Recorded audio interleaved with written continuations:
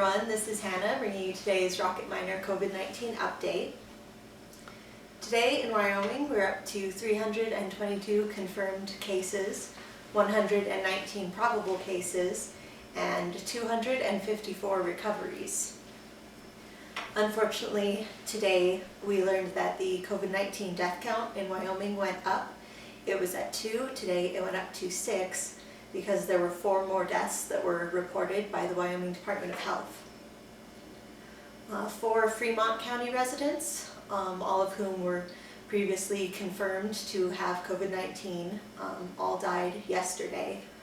The newly confirmed deaths include an older man, an older woman, an adult woman, and an adult man. And each of these individuals had been hospitalized because of the disease. 2 of the 4 had existing health conditions that put them at higher risk of serious illness related to the virus. The other 2 didn't have any other pre-existing conditions that we're aware of. The Riverton Ranger reported that the deaths were 4 members of the Northern Arapaho Indian Tribe. The Ranger reported that, according to multiple unofficial but reliable sources, 3 of the individuals who died all came from the same family. Lee Spoonhunter, who's the co-chair of the Northern Arapaho Business Council, confirmed the deaths, which occurred, as I said, yesterday.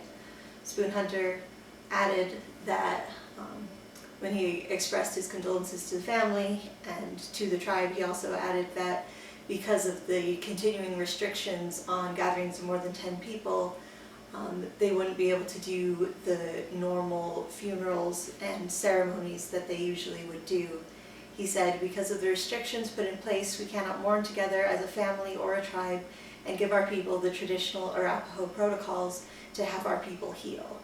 So the tribe is still being very careful and sticking to the protocols that they have in place about restricting gatherings, but this obviously makes this whole tragedy much harder, as they can't go through with their usual ceremonies that they would normally do to help the family and the tribe heal. Governor Mark Gordon today also extended his condolences to the Northern Arapaho tribe and to the families. He said, "These deaths highlight the insidious nature of the illness, as both the Northern Arapaho and Eastern Shoshone tribes took advanced protective measures early on, including through an aggressive testing strategy. I want to commend each of the sovereign nations for taking those early steps for the safety of Wind River Reservation communities."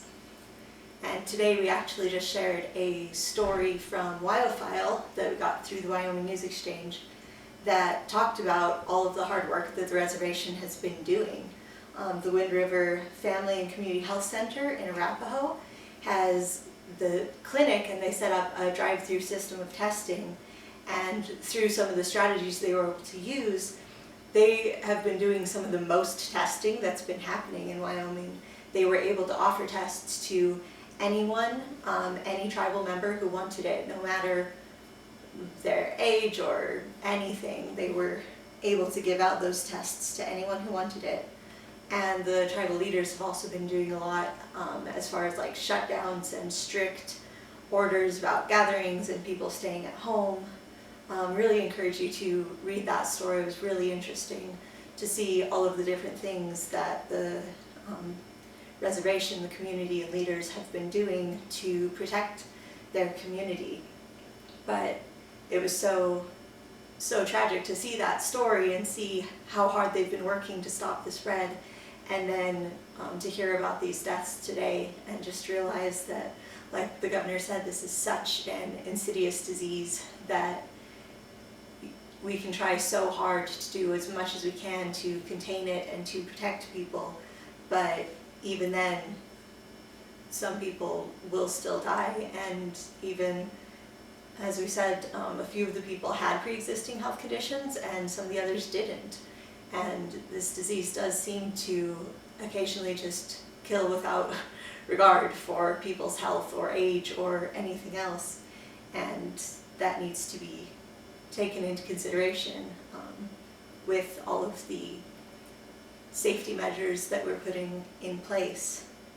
So we, again, just want to also extend our condolences, our thoughts and prayers to the family, to the tribe, to everyone involved and who knows these people who passed away. And just so sorry to hear that, and we'll just be thinking of them for sure. In other news today, the Sweetwater County Commissioners held their normal meeting. They had their meeting this morning virtually, and one of the biggest things that happened at the meeting was Sweetwater Events Complex Director Larry Lloyd spoke to the commissioners, and he explained that COVID-19 has led to very significant revenue loss for the events complex, and he asked them for a $200,000 loan to help the event complex to get through the next few months of revenue loss. And he said that right now they're not sure whether or not the Sweetwater County Fair is going to be able to happen this summer. They haven't made a decision for sure on whether or not to cancel it, but it's definitely in jeopardy. And with all of the revenue loss and with the closures and just everything that is involved in making those kinds of decisions, it's looking really iffy as to whether or not the fair is going to be able to happen. So they're still considering and working on that. But the commissioners did approve the loan to the events complex on a 3-0 vote.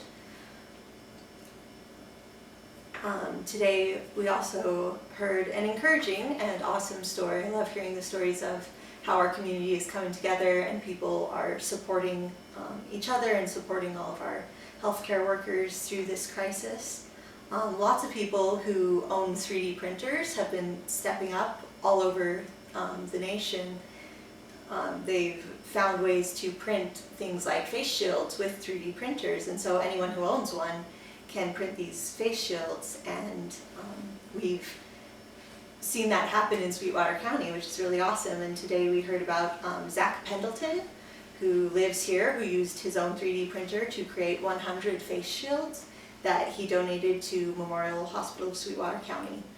And it's just so encouraging to see people making sacrifices, people giving of their own resources in order to help provide and help support. And it's just awesome to see the ways that our community comes together. So just encourage everybody to keep finding ways that you can reach out and help and support other people.